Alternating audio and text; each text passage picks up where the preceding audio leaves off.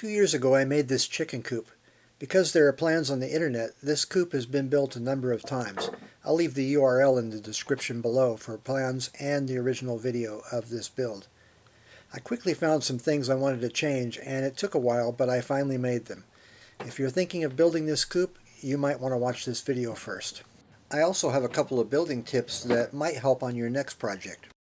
Hi, I'm Paul, and this is openwoodshop.com.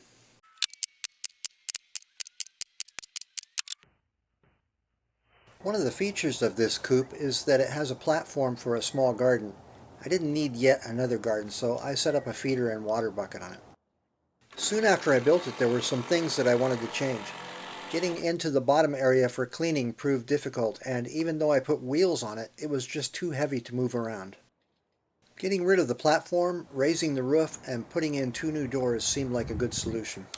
Before taking out the whole side of the coop, I needed to make my doors and make sure that this could all be assembled in one day. The chickens run around in the yard during the day, but it wouldn't be safe to leave them out and unprotected during the night in case I couldn't finish. For strength, the corners of the doors were done with lap joints. They're strong and the whole door stays a uniform thickness. While I was working, the chickens came in from time to check on progress and to critique my work.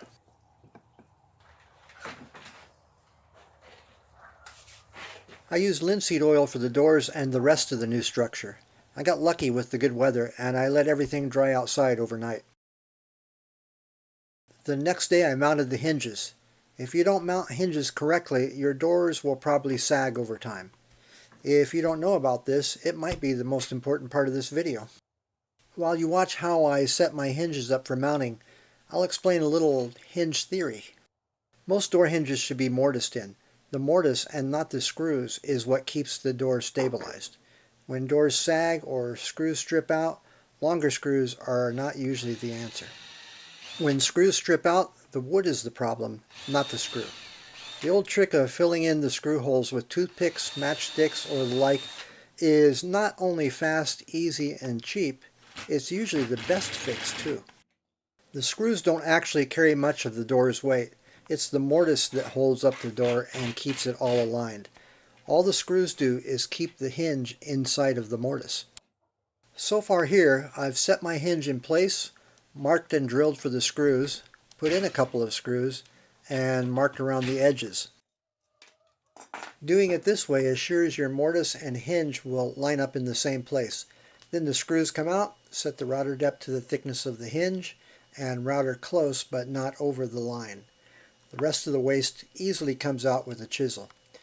Then check out the tightness of your mortise and put the screws back in. If you didn't go over the pencil lines, it should be a perfect fit.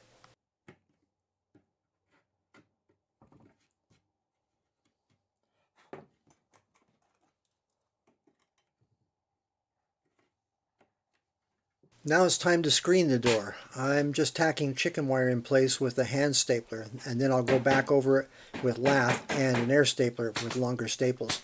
I also have some heavier fencing that I'm going to put on over this.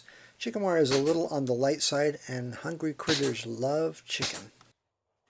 Wire mesh is stronger and quite a bit more expensive, but it's what a lot of people use.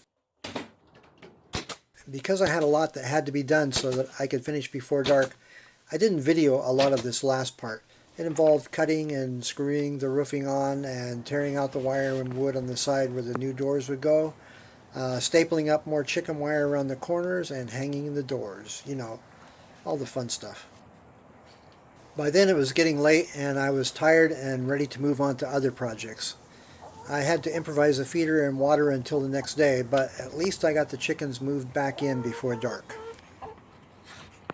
After mounting the feeder and water the next day, I cleaned out the coop for the first time using the new doors. Even though I can't stand upright inside, it was so much better than before. And it only took me 2 years to get around to it. Anyway, thanks for following me around the shop, and I'll see you next time.